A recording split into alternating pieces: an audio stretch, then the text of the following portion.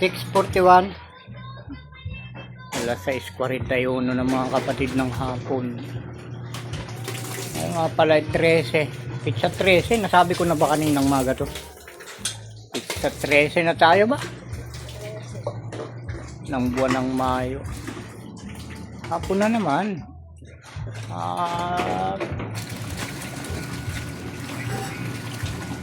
Yung mga gawain natin tuwing hapon.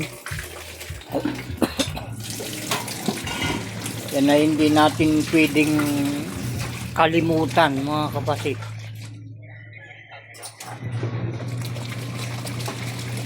Habang nabubuhay. Napakaraming gawain natin. Iba sa umaga, iba sa tanghali, iba sa hapon. Yan. Iba naman sa gabi, magdamag. Schedule yung mga gawain natin. Depende sa panahon. At depende rin sa oras. Mayroon yung mga gawain na talagang obligado na ating gagawain, pero pagka minsan pinipigilan ng panahon. Diba mga kapatid? Hindi tayong tutuloy dahil sa panahon. Pag gano'n na nangyayari, ibig sabihin binabawalan tayo ng Ama na lumikha sa atin na huwag gagawin yun. Huwag na lang natin ipilit, lalo kung mahal ka ng Ama, lagi kang sumusunod sa kanyang mga utos. Talagang kontrolado yung kilos mo, siya nagkukontrol para hindi ka mapunta sa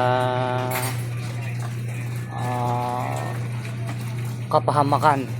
Yung importante mga kapatid, hindi mapunta sa wala yung iyong mga pinagpapaguran, at magkaroon ng kabuluhan ang bawat lakad at desisyon natin sa araw-araw.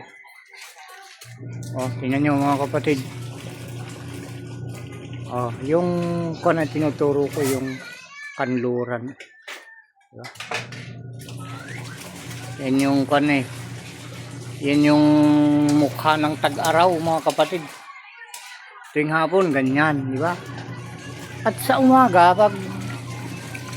bago sumikat, bago lumabas yung araw, ganyan din ang itsura. Ganyan lang makikita natin pag ganitong tag-araw.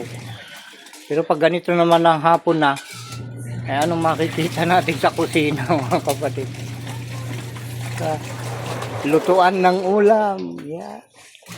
Tingnan na natin kung ano linuluto ni Mamang. Ano pong linuluto mo, Mang? Aba. Wow. Gabi. Grabe mga kapatid. Lalo pag ito may konting sili. Wow. Sarap to. Ito yung karamihan binablog nung mga kapatid natin dyan sa Bisaya. Diba? Pakain-kain lang ng mga gabi, ganyan. Wow, umaabot baga ng 1,000,000 views. Kain-kain lang yun.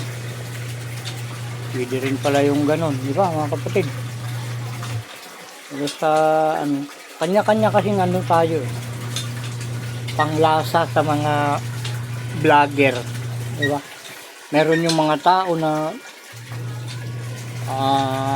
fans ng mga mukbanger. Nagmumukbang kung ano kinakain. Nagmi-1,000,000 views, di ba mga kapatid? Wow, may sili. Di ba? Lalakas ni Mamang Sindong saan tinuluto niya. Sus. Grabe yan. Napuputol yung ating sinasabi sa mga nakikita natin.